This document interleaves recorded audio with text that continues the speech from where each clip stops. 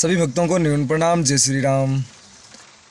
हम क्या करते हैं, हम जब भी पूजा पाठ करते हैं या भगवान की भक्ति करते हैं तो हम जल्दी है ना हार मान लेते हैं, हर चीज़ पे जल्दी हाथ मान देते हैं। हम हताश हो जाते हैं।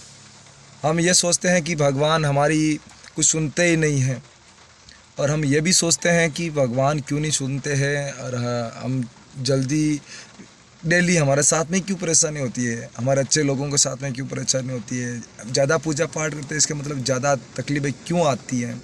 देखो मेरी बात, आप एक ही बात चीज़ समझ लो कि ज़्यादा पूजा पाठ करने वालों पे ज़्यादा परेशानी नहीं आती है। जब आप ज़्यादा पूजा पाठ करते हो, ज़्यादा भक्ति करते हो, ज़्यादा आप, तो आपका लक्ष्य बहुत बड़ा है। आपको भगवत प्राप्ति का बहुत जो है मार्ग पे आपको चलने के लिए, और ज़्यादा पूजा पाठ करने वालों के लिए होता क्या है कि जब आप ज़्यादा पूजा पाठ करते हैं तो जो अपना जो पाप है इस जन्म का, पिछले जन्म का, जितने भी पाप हैं जाने अनजाने में हमसे हुए हैं, और उस पाप नष्ट हो रहे हैं। और जब भी दुख आता है ना, तो दुख और सुख दोनों एक जोड़ा होता है। दुख भी आता तो सुख भी आएगा, ठीक है। और जिनके साथ में दुख आ गया एक बार ना, तो वो सुख के अंदर है ना दुख को भूलेगा नहीं कभी भी, तो वो कभी ज़िंदगी में वापस इस प्रकार की परिस्थिति उनके साथ में नहीं आएगी।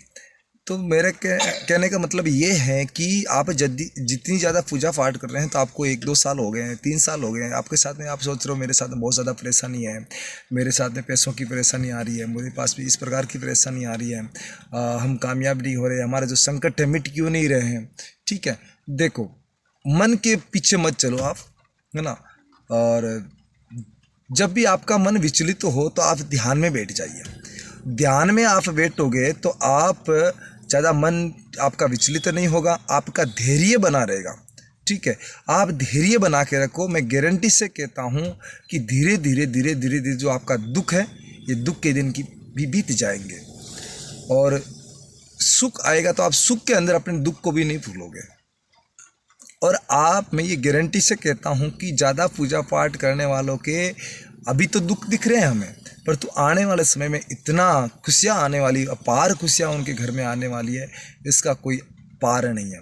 मैं कह रहा हूँ आप नित्य भागवत गीता का पाठ कीजिए, आप नित्य रामचरितमानस का पाठ कीजिए, नित्य आप हनुमान चालीसा का पाठ कीजिए, नित्य आप गायत्री मंत्र का जप कीजिए, नित्य आप गुरु जम्बेश्वर भगवान की शब्दवाणी का हवन कीजिए, नित्य आप महादेव के 108 नामों का जप कीजिए, आप नित्य महामृत्युंजय मंत्र का जप कीजिए।